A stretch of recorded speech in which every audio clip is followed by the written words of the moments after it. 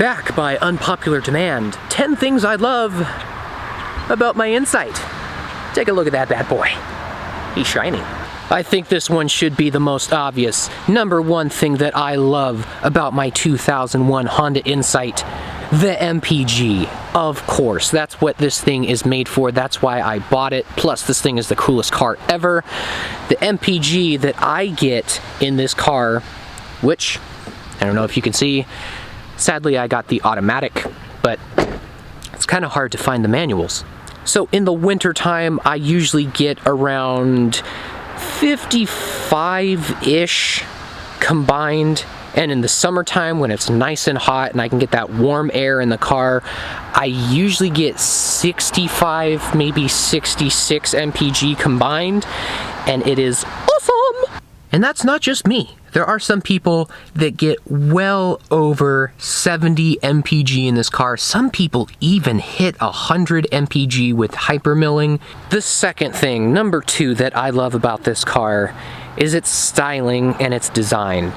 Now, first off, I love small cars. I don't know why. I just think they're super cool.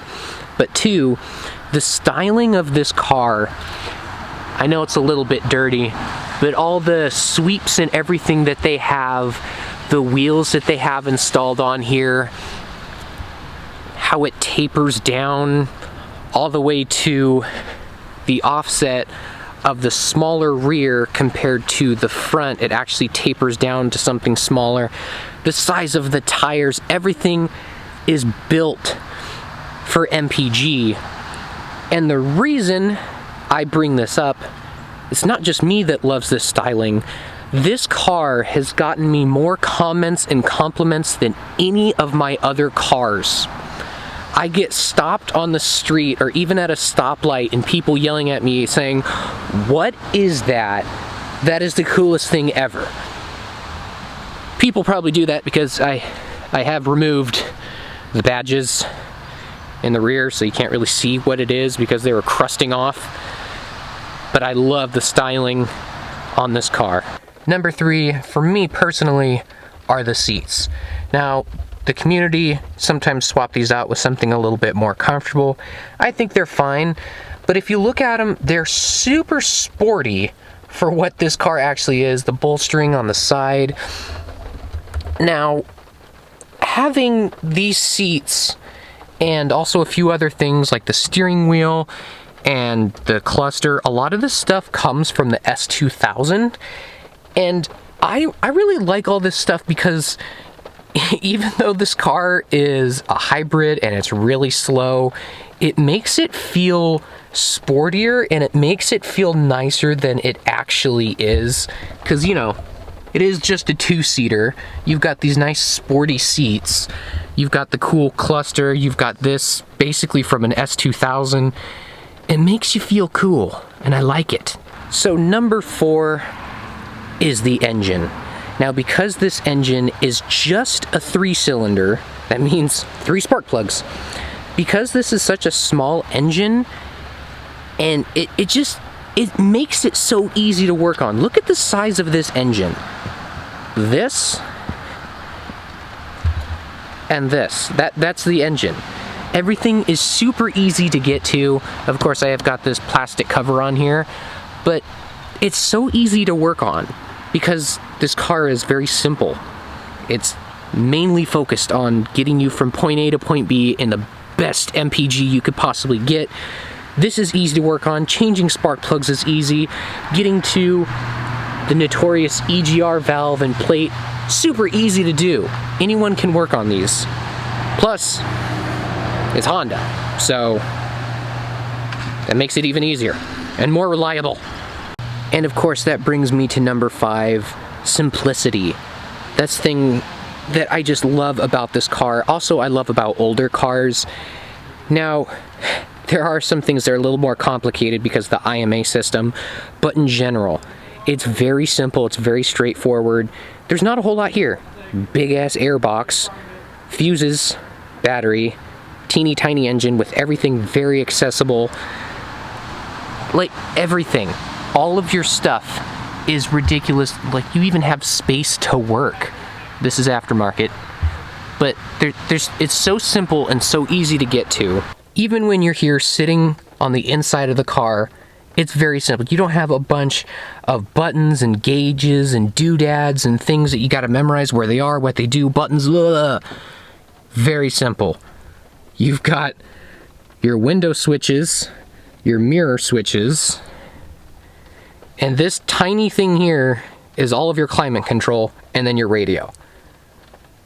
Besides your blinkers and your windshield washers, I mean, there's no other buttons. It's a very plain and simple, straightforward, easy driving car, and something that I really enjoy coming from the newer cars that you see nowadays, which has a billion things for you to press and doodad and go into, and then entertainment, infotainment systems. Ugh. Number 6 for the things that I love about this car is actually right back here, the battery. Now, I'm not talking about it having a battery. I'm talking about this is the only hybrid car where you can manually disconnect the hybrid battery, and this car still runs as a car. There's no other hybrid that can do that. Any other hybrid, it'll not run, it'll not start. This car is actually been engineered for you to go in the back, flip the switch if there's something wrong with the battery, flip that switch to the off position, and the car recognizes that, and it no longer uses that to start up the car. It has a secondary starter under the hood, cranks up the car. You can run it, drive it. There's actually a lot of people that drive their car without the battery even plugged in because it's died. These cars run forever. The battery dies. They don't want to spend the $1,000+ to replace it. That's okay. You can do it with this car. Number 7 comes right down to the engine itself. There's no way I can get this for you guys, but under here, there is no timing belt. There's a timing chain. I don't know why manufacturers went away from that. I know there's a lot of cost saving measures why people do that, but this has a timing chain, which means the belt's not going to snap with old age because people run these cars forever, and if you can even find one, they're usually not in pristine shape.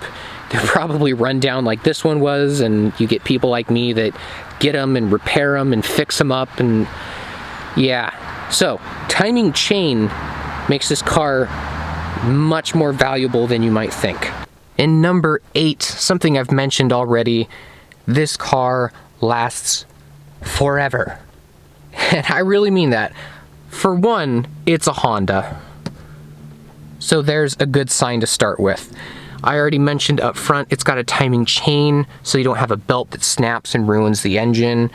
And because it's a hybrid, back here in the back, you've got that awesome battery which takes a lot of load off of the tiny engine that's up front, and because it is a tiny engine, it's very efficient and it's usually not running very hard.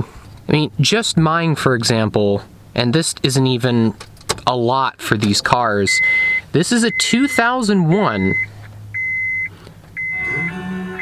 Shh, no copyright issues, radio.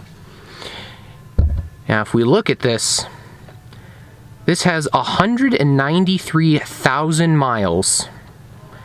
193,000 miles. 193,000! And this bad boy is still going without any issues, besides, you know, the battery's getting old and it's starting to die, but that's a lot longer than these things are actually supposed to last. So, the battery is really the weak side of this car. Other than that, there are people that reach 200, 300, even over 400,000 miles with these cars without having to do anything major. No engine rebuilds, replacements, transmissions, nothing. They just keep going. Number 9, for things I love about my Insight. Right there. Auto stop. It is the coolest feature that I think I've had in any of my cars. Now this is really standard when it comes to modern day cars. it's just something people put in there, the engineers put in there because it saves on gas. However, this is the very first hybrid car.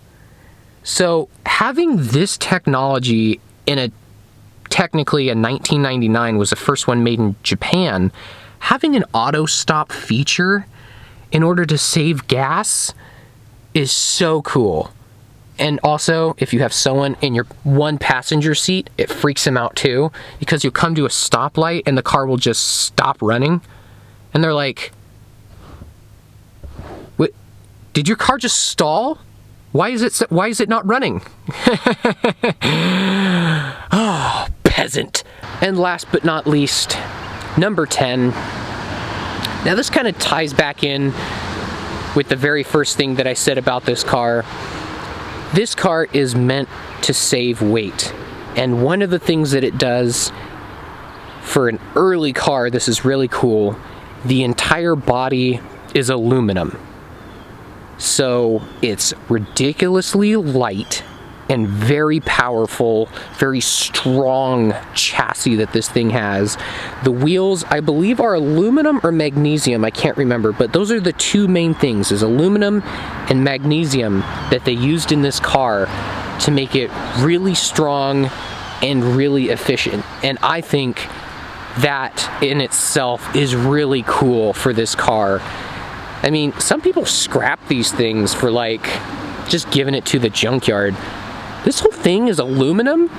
I think you can get a lot more money just in the cost of aluminum if you scrap this car, if it just gets destroyed. Aluminum. So I hope you guys enjoyed that video of 10 things I love about my Insight. And yes, it's raining again. I've got my hood on. Look like a weirdo out here filming. Everyone's inside, quarantined. Yeah. So, stick around because, I mean, come on. I gotta do 10 things I hate about this thing, right?